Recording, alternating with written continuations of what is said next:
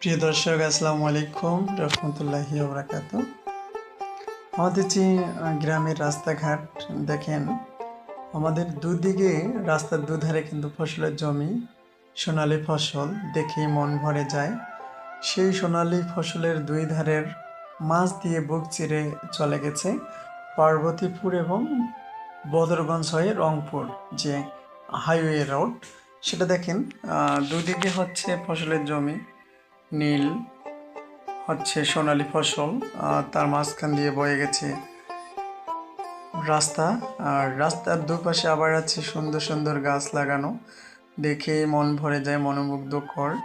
জানি না আপনাদের কাছে কতটুকু ভালো লাগতেছে, কিন্তু আমার কাছে এই যে গ্রামের এলাকার রাস্তাটা ফসলের দু ছাড় দিয়ে বুক চিরে একটা রাস্তা সৌন্দর্য ফুটে তুলেছে, অনেক ভালো লাগতেছে দেখতে, অসাধারণ।